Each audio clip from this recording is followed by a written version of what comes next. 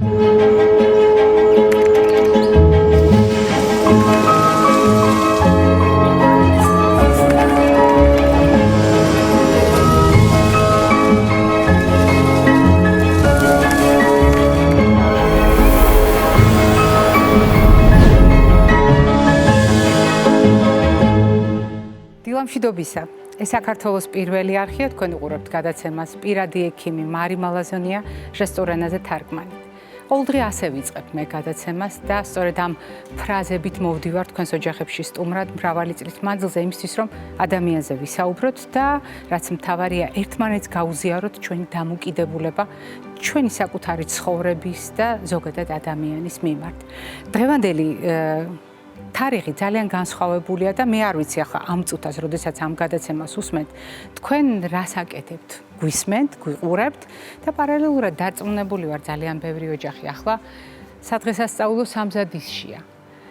როდესაც საუბრობთ ხოლმე სადღესასწაულო სამზადისზე, მე ცხადია მხედველობაში მაქვს ჩვენი დამოკიდებულება მოვლენის მიმართ და თუ მოვლენაზე ვსაუბრობთ, მაშინ ასეთ შემთხვევაში გასათვალისწინებელია ჩვენი გუნებგანწყობა, ჩვენი ემოციები, მიუხედავად იმისა, რამდენად სუყე შეიძლება იყოს ის ტაბლა, რომელსაც სადღესასწაულოდ მოვამზადებ.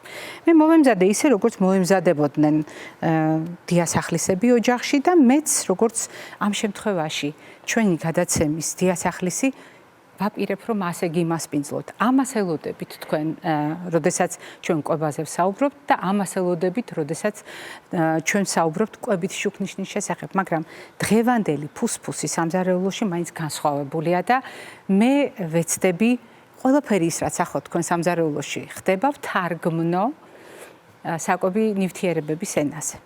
ის, რომ ტრადიციული, სარიტუალო, საახალწლო, საშობაო ტრაპეზი გულისხმობს კონკრეტულ სარიტუალო კერძებს და პროდუქტებს. ჩვენ ამაზე წინა დღეებში უკვე ვისაუბრებთ, მე მხოლოდ გაგახსენებთ. გოზინაყი, როგორც აუცილებელი ნაწილი, სარიტუალო ნაწილი, გულისხმობს ნიგვზისა და თაფლის ერთიანობას, როდესაც ჩვენ ვაღწევთ კონკრეტული ტემპერატურული წვრთნით თაფლის კარამელიზაციას და ჩვენ შევთანხმდით მიუხედავად იმისა, როგორიც არ უნდა გქონდეს ცდუნება, არ ღირს თაფლის დიდხანს თუხთუხი ფურფუროლის თავიდან ასაცილებლად, უბრალოდ მისი დიდი რაოდენობით დაგროვების თავიდან ასაცილებლად და ასეთ შემთხვევაში შეთბობა გარკვეულ ტემპერატურამდე მიყვანა თაფლის, შემდეგ გაგრილება, ხელახლა ამ პროცედურის გამეორება სრულიად საკმარისია იმისათვის, რომ მისი შემკვრელი თვისებები ძალიან კარგად გამოვიყენოთ. გავითვალისწინოთ ცხადია რისკები. ყველა იმ ადამიანის შემთხვევაში, ვისაც თაფლზე, ნიგოზია, შეიძლება ალერგიული რეაქცია ჰქონდეს, ან გადაჭარბებული მომხმარების შემთხვევაში მომატებული მგრძნობელობა, მაგრამ თავისთავად ომეგა-3-ით, მცენარეული ცილით და მრავალი სხვა კომპონენტით, მათ შორის მაგნიუმით და თუთიით დატვირთული ნიგოზი, ცხადია მცენარეული და ცხოველური პროდუქტების მიჯნაზე, როდესაც ვსაუბრობთ, ახლა სამარხო კვების შემთხვევაშიც კი მცენარეული ცილით და ცხიმით დატვირთული პროდუქტი დამატებულ შაქართან ერთად, როგორც არის თაფლი, არის ის კომბინაცია, რომელიც შეიძლება სხვადასხვა ასაკის ადამიანისათვის იყოს საცდური. ჩვენ შევთანხმდით აგრეთვე უსაფრთხოებაზე ნიგოზთან დაკავშირებით, არა მარტო თაფლის შეფასებაზე, არამედ ნიგოზთან დაკავშირებითაც არ დაგავიწყდეთ, თუ ამძაღებულია პროდუქტი, თუ დაობებულია, შეველიოთ ასეთ პროდუქტს, იმიტომ რომ მასში შეიძლება იყოს აფლატოქსინები.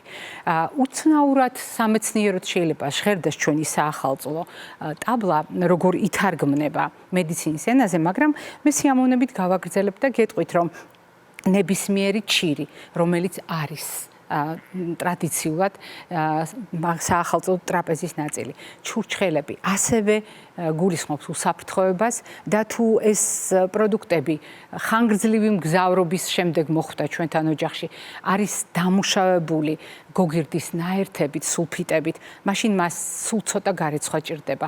მისი რაოდენობის, ანუ ამ დამამუშავებელი ნივთიერებების რაოდენობის შესამცირებლად თერმულად დამუშავებაც ძალიან მნიშვნელოვნად წაადგება.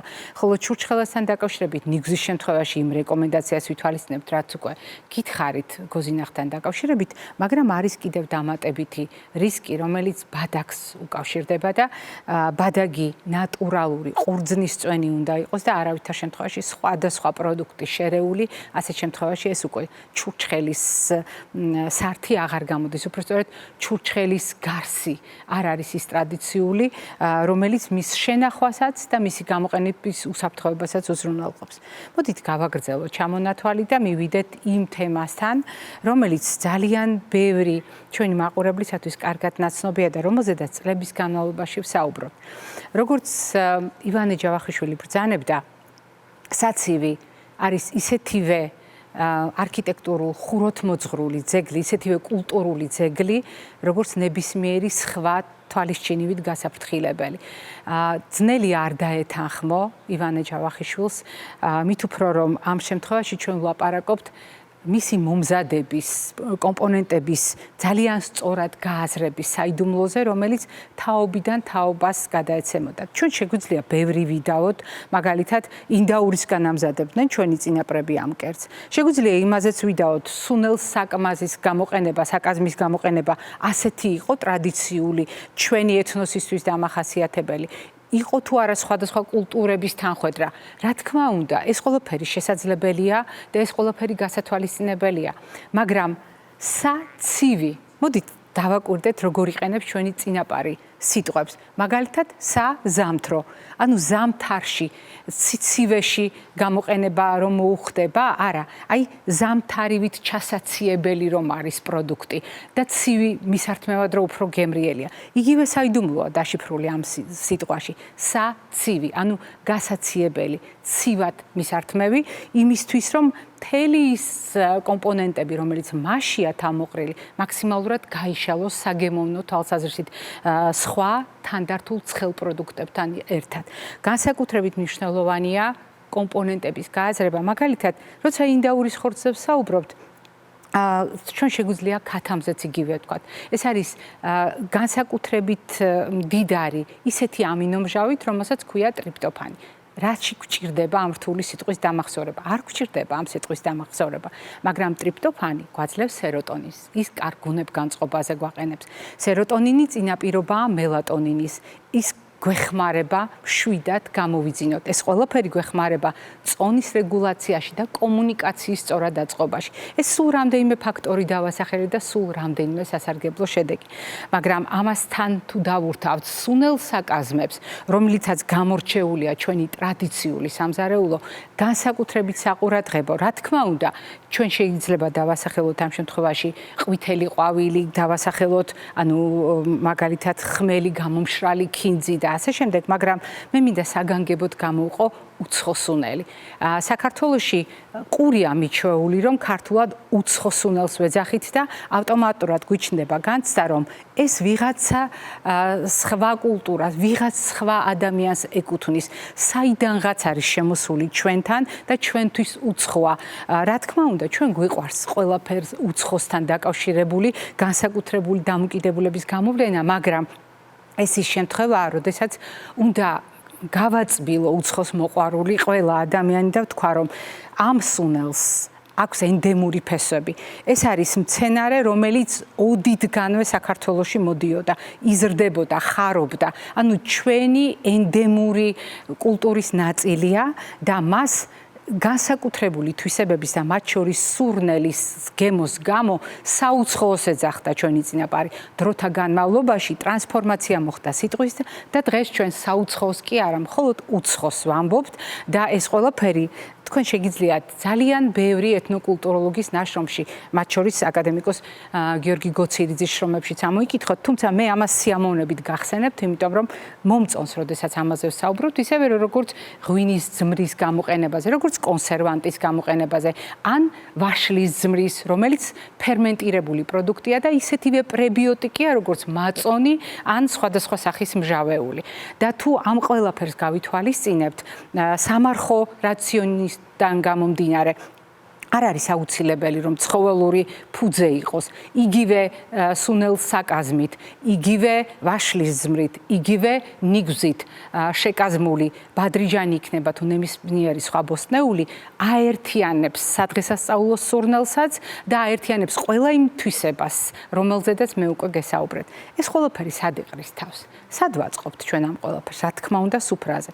რომელზედაც მე უკვე გიამბეთ და რომელზედაც სიამაყით ვამბობ, რომ ეს არის არა მე-19 საუკუნეში დაწყებული კულტურა და ისტორია, როგორც ხშირად ამბობენ. საწარმოო წესით დაიწყეს მისი მზადება ამ პერიოდში, არამედ საუკუნეების მანძილზე ქსოვილის ნაჭერზე გადმოტანილი ისტორია, რომელსაც ასეც ვუწოდებ ხოლმე ლურჯად მოქარგული და თეთრად მოჩითული. როდესაც ჩვენ ამ სუფრას დავფარავთ ხოლმე საკვები პროდუქტებით, ქსოვილის ნაჭერი ტრაპეზად იქცევა. ღვინის ზომიერი მოხმარება, როგორც განსაკუთრებული კულტურა და თამადობა, როგორც პურის უფალი შემობრძანებული ჩვენს ოჯახებში, რომელიც მადლიანი, სიკეთით ახსავსე დამოკიდებულებით პირველად გატეხავს პურს ოჯახში.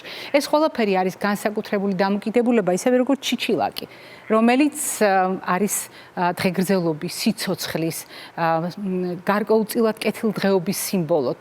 როგორც ნაძვისხე, როგორც მარადიული სიცოცხლის და მასზე დანთებული სანთები, როგორც ჩვენ წინაპრებთან, მაცულებთან უწყვეტი კავშირის სიმბოლო.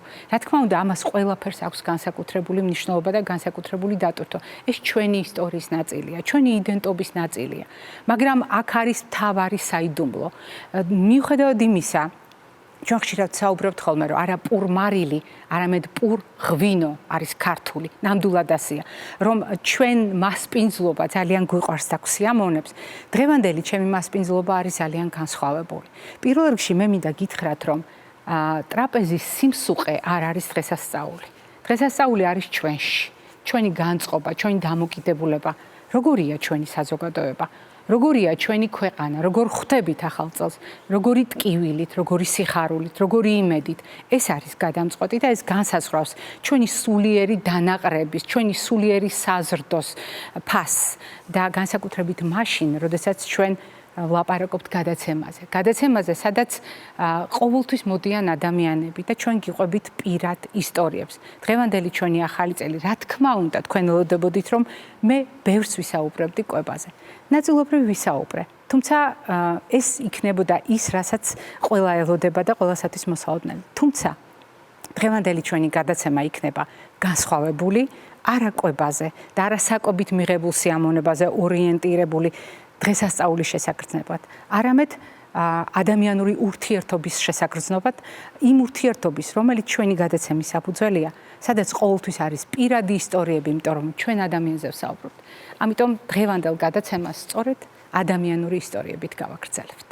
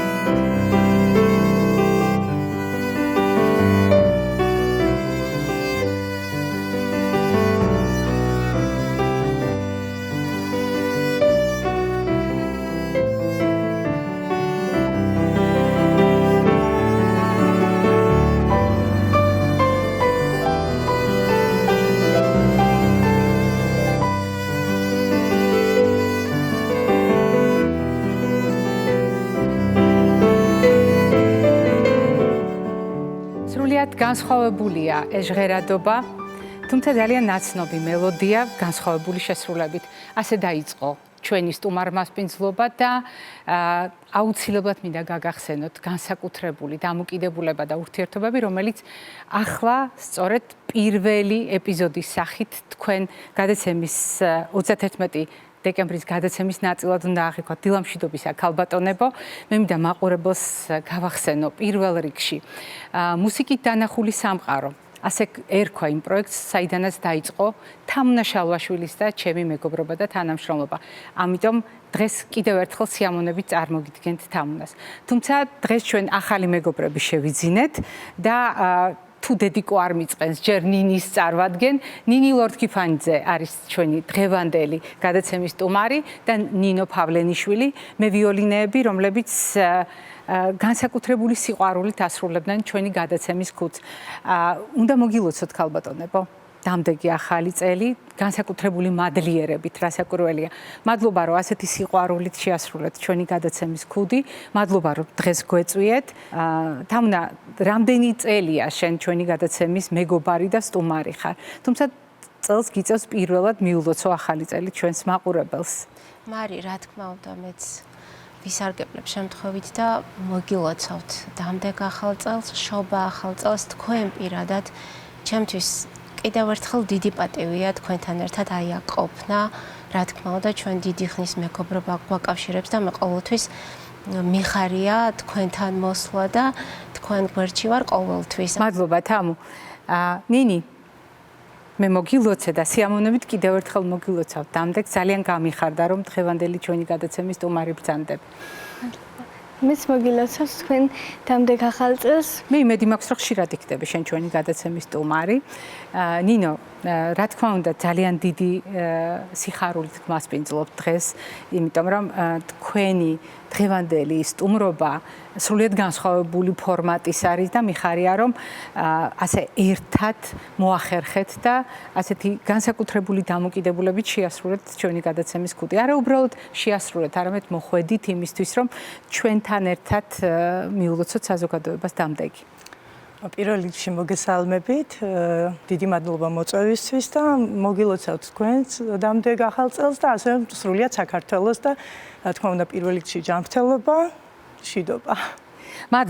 მადლობა და როგორც მაყურებელი მიმიხვდა, მე შემთხვევით არ მოვიხსენი წინ საფარი და შემთხვევით არ გადავდე გვერდზე კვებასთან დაკავშირებული რეკომენდაციები, იმიტომ რომ დღეს ჩვენ განსხვავებული მასპინძლობა გვაქვს და თუ ახლა მუსიკით დანახული სამყარო თქვენთვისაც საინტერესო და გასაზიარებელი აღმოჩნდა, ჩვენი დამოკიდებულება მოვლენების მიმართ, ჩვენი თხრობა სწორედ ამ ფორმატში გაგრძელდება და ჩვენ ვნახავთ იმას, რაც შეიძლება ვერ მოისმინოთ და თქვენც აღიქვამთ რიტმში იმას, რისი მოსმენა მნიშვნელოვანია, მაგრამ ერთი შეხედვით აი ამ სამარჯვების გარეშეც ჩვენ შეგვიძლია ვიგრძნოთ ის განსაკუთრებული განწყობა და რიტმი, რომელიც ამ მოძრაობებში გადმოდის.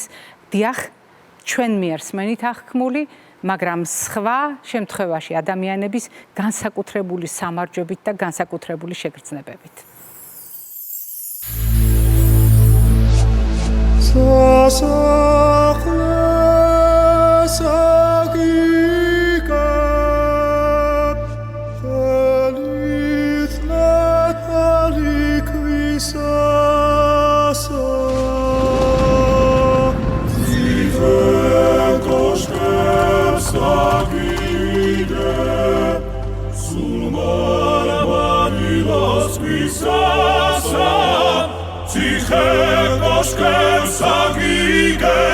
Sul marmari los quistasa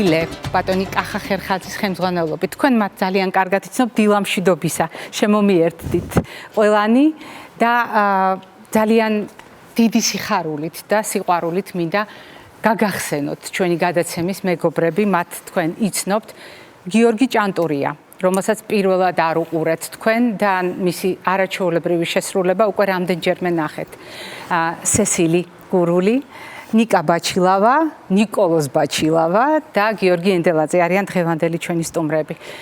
ძალიან სასიამოვნოა ყოველთვის მათი ყურება, მაგრამ დღეს ჩვენს გადაცემაში მათი სტუმრობა მაინც განსაკუთრებულია. განსაკუთრებულია იმიტომ, რომ ჩვენ კიდევ ერთხელ ვამბობთ, რა შეუძლია ადამიანის შეუზღუდავ უნარებს, მაშინ, როდესაც ჩვენ გაცილებით უკეთ გვესმის ერთმანეთის, ვიდრე შეიძლება მხოლოდ ბგერებში დაშიფრული საიდუმლო იყოს. და დღევანდელი ჩვენი შეხვედრა, დღევანდელი ჩვენი სტუმრების მობრძანება ამის მხოლოდ დასტურია. მე მინდა ყველას მოგილოცოთ, დამდეგი ახალი წელი, საუკეთესო სურვილებით, რასაკვირველია და პირველ რიგში მინდა გიორგის თხოვო მიულოცოს ჩვენ საზოგადოებას ახალი წელი. სრულად საქართველოს მივულოცავ დამდეგ შობა ახალ წელს და ვუსურვებ მშვიდობას და წინსვლას ცხოვრებაში. ქსენია მუსიკაშვილი, ის ჩვენი გუნდის წევრია და დღეს ჩვენთან ერთად ახლა სტუდიაშია და მეხმარება იმისთვის, რომ ჩვენს მეგობრებს რაც შეიძლება კარგად ვიმასპინძლოთ. რას უსურვებთ ახალ წელს თქვენ დღევანდელი სტუმრობიდან გამომდინარე, მე ვფიქრობ, რომ თქვენ როგორც გიორგის მეგობრები განსაკუთრებულ დამოკიდებულებას იჩენთ ზოგადად ადამიანების მიმართ და მიხარია რომ დღევანდელი თქვენი აქ სტუმრობა მემაძლევს საშუალებას თქვენც მოგილოცოთ, გიოსაც მიულოცო, ყველა იმ ადამიანს მიულოცო, ვინც მიუხედავად იმისა, ჩვენი სიტყვები ესმის თუ არა, ჩვენ გვესმის ერთმანეთის სულ სხვა სამარჯვების გამოყენებით. სესილი მოგესალმებით ყველას, მინდა მოგილოცოთ დამდეგი შობა ახალი წელი. გისურვებთ, რომ ეს წელი ყოფილიყო ყველასთვის საუკეთესო. მოგესალმებით, ყველას გისურვებთ დამდეგ ახალ წელს და ყველას ბედნიერებას გისურვებთ. გილოცავთ თქვენ, ასე უმთლიათ საქართველოს და დაე საქართველოსის საუკეთესო წელი იყოს ეხანდელი. დაგეთანხმებით აუცილებლად და მე ვიდრე ამ ნაწილს დავასრულებ, მეც მინდა მოგილოცოთ ახალი წელი, გილოცავთ ახალ წელს. მე მესმის თქვენი.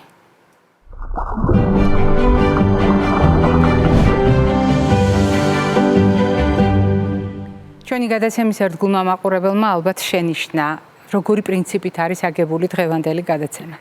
დღევანდელი ჩვენი მასპინძლობა მთლიანად ეფუძნება იმ პროექტებს, რომელიც ჩვენი გადაცემის კონცეფციის საფუძველია და ეს არის ადამიანური ისტორიები, თავისი განსხვავებული თავგადასავლით და ასეთ შემთხვევაში რეტროსპექტივას აქვს უზარმაზარი მნიშვნელობა, იმიტომ რომ დღეს ამ გადაცემისთვის არ დაბადებულა ეს ამბები. ამ გადაცემისათვის არ შექმნილა ეს ისტორიები, ამ ისტორიებს აქვს თავისი წანამძღვრები და რაც ძალიან მნიშვნელოვანია, ისტორია, რომელიც ახლა უნდა სრულიად განსხვავებულ ფორმატში, მუსიკალურ ფორმატში ნახოთ რამდენიმე წუთში, სინამდვილეში ჩვენს გადაცემაში დაიწყო 2011 წლიდან და სწორედ 2011 წლიდან დაწყებულ ამ ისტორიას აქვს განსაკუთრებული გაგრძელება, ჩვენთვის ძალიან საამაყო გაგრძელება, იმიტომ რომ თემიკოს ისტორია არის სრულიად განსხვავებული. მისი მცირე ასაკიდან დაწყებული ჩვენ ნაბიჯ-ნაბიჯ მოვყვებით ყველა მის წარმატებას, გიყვებით ამის შესახებ, გაჩვენებთ ამის შესახებ და როგორია თემიკო დღეს და რატომ არის მნიშვნელოვანი თემიკოს სტუმრობა ჩვენს გადაცემაში თავის მეგობრებთან ერთად, სულ რამდენიმე წამში ჩვენთან ერთად თქვენ დარწმუნებული ვარ გაიზიარებთ ამ სიხარულს.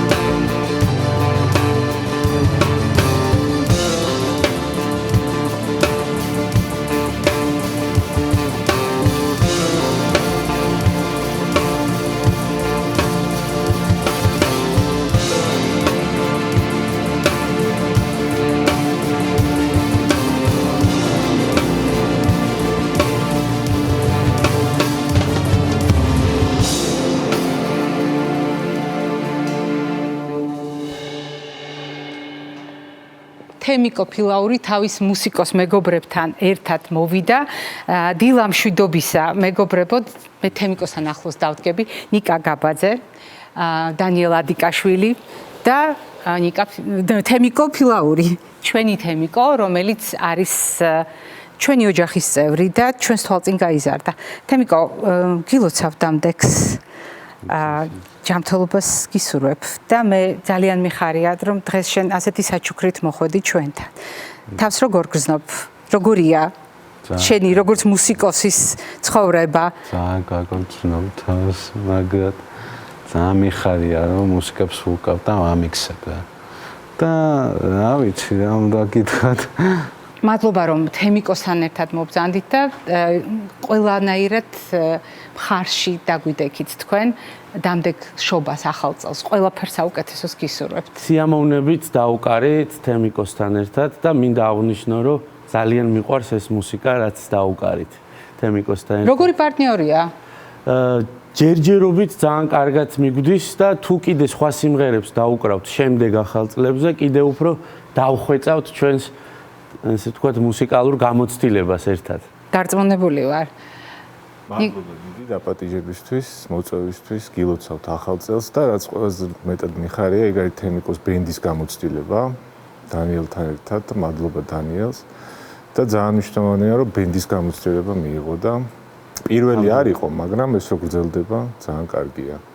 თემიკო, შენ უკვე ბენდის წევრი ხარ. და ამიტომ განსაკუთრებული სიამაყით წარვადგინეთ ჩვენს ყველაფერი. მაყურებელს მინდა კიდევ ერთხელ უთხრა, რომ ეს იყო ჩვენი ძალიან მნიშვნელოვანი გამარჯვება. ასე აღვიქვამთ, იმიტომ რომ ყველა ის ნაბიჯი, რომელიც ჩვენი გუნდის, ჩვენი ოჯახის წევრების მიერ არის გადადგმული, ჩვენთვის არის დიდი ზეიმი და როდის შეიძლება ეს გაგიზიაროთ, თუ არა 31 დეკემბერს ახალ წელს, როდესაც ყველასათვის ახალი ეტაპი იწყება და ამ შემთხვევაში თქვენ თავად რწმუნდებით, რომ ჩვენი გადაცემის გმირების, ჩვენი სიუჟეტების პერსონაჟების 2011 წელს, როდესაც ქრისტიშანამ პირველად მოგვიყვა თემიკოს შესახებ, ძნელად დასაჯერებელი იყო, რომ დღეს ბენდთან ერთად ისტუმრად მოვიდოდეთ ჩვენს გადაცემაში. რა თქმა უნდა, ჩვენ ვაგრძელებთ გადაცემას და გვაქვს კიდევ ბევრი რამს თქვენთვის სათქმელი.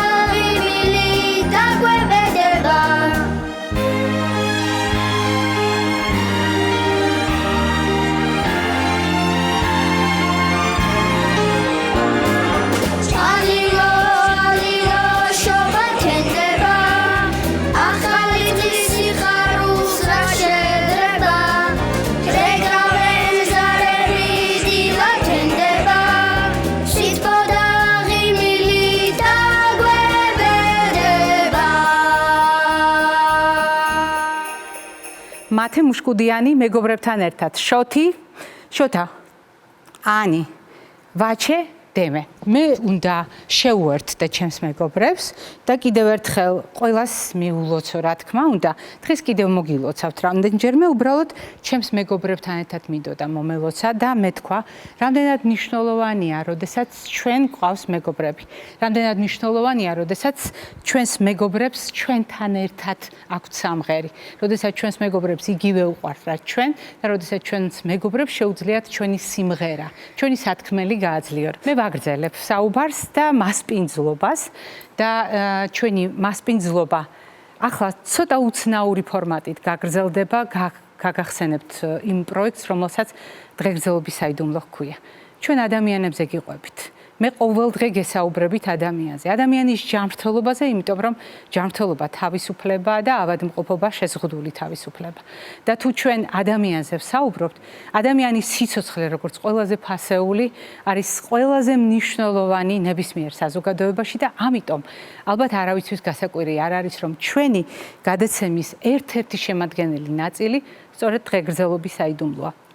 რა თქმა უნდა, ჩვენ უკვდავებას არ ვეძებთ. ჩვენ გვინდა ადამიანური ურთიერთობების, ჩვენი არსებობის დღეგრძელობის საიდუმლო ამოვიცნოთ და ძალიან ხშირად ამაში ჩვენ ექიმებს ჩვენი პროფესია გვეხმარება და ჩვენ მერე ვეხმარებით ამ საიდუმლოს გაცნობიერებაში საზოგადოებას. შორინა ლაბაძის სიუჟეტი ამ თემასთან დაკავშირებით.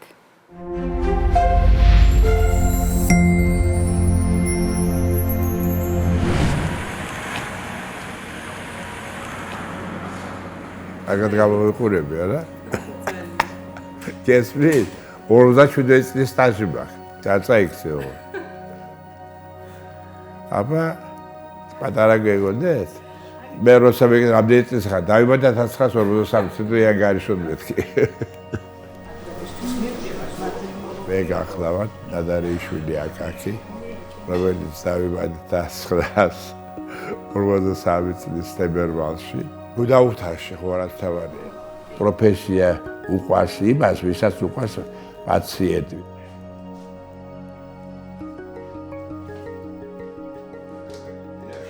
უპირველეს ყოვლისა არის გულისხმიერება. გულისხმიერება ეს პირველ რიგში და უნდა იყოს პაციენტის თანამგზნობით. თქვენ გაგიბზადეთ ესა. თავიდან რომ ვირჩენდი პროფესიას, მაინც ვიქნებოდი ექიმი. ექიმობა უკვე სირთულეა რო იცოდი. თუ არ გიყვარს ეს შენი საქმე, გამორიცხული რომ გამოხვიდე კარგი ექიმი. მე ვარ აზა ფურცელაძე, ექიმ-თერაპევტი, 80 წლის. მუშაობ ხარაგაულში. მაქვს 53 წლის ექიმის სამუშაო სტაჟი. სტაჟი არ შეიწვა? არ იწვა. ადამიანის ცხოვრების მთავარი აზრი არის სიკეთის კეთება. აი, სხვა ადამიანების მიმართ ყურადღება, მათი სიხარულის გაზიარება, მათი ტკივილის გაზიარება. აი, ეს მგონია მე ადამიანისთვის აი ძირითადი, აი რაც უნდა იყოს. თავარი არის როგორი განწყობით გავა პაციენტი ექიმისგან და რა ნდობა აქვს მას ექიმის მიმართ.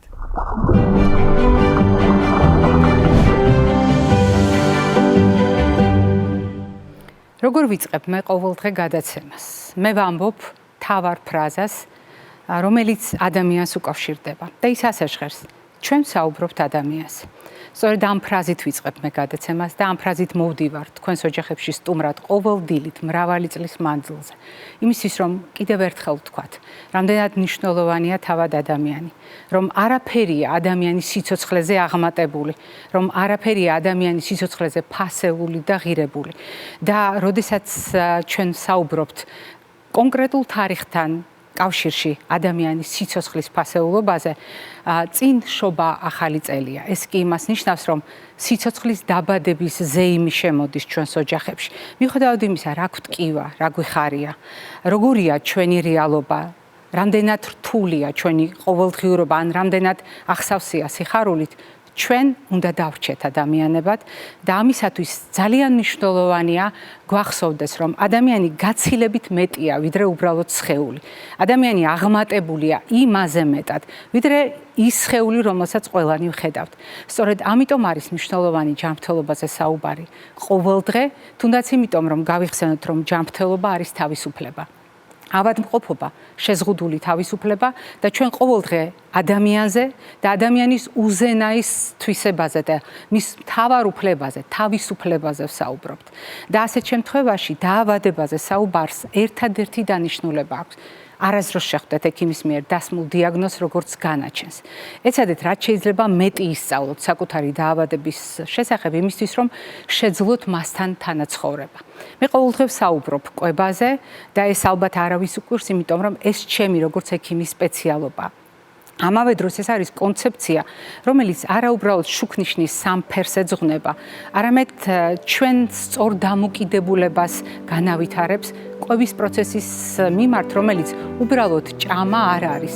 სწორედ ამიტომ გაცილებით მნიშვნელოვანია გვახსოვდეს, ვჭამოთ იმიტომ, რომ ვიცხოვროთ და არ ვიცხოვროთ იმისთვის, რომ ვჭამოთ. და როდესაც კვებაზე ვსაუბრობთ და როდესაც კვების შესაძლებლობაზე ვსაუბრობთ, მე მინდა გაგახსენოთ ამერიკელი მეცნიერის 딘 ორნიშის კვლევები, რომელმაც თქვა, რომ მაგალითად კონკრეტული საკვებით, მათ შორის ქოლესტეროლის შემცველობით, შეგვიძლია გული დავიცვათ. რაც უფრო მეტად იპყრობდა სამყაროს ისტერია ქოლესტერინულ კვებასთან დაკავშირებით, მით უფრო ხშირად წერდა თავად ავტორი იმის შესახებ, რომ გულის დაცვის საუკეთესო ინსტრუმენტი სიყვარულია.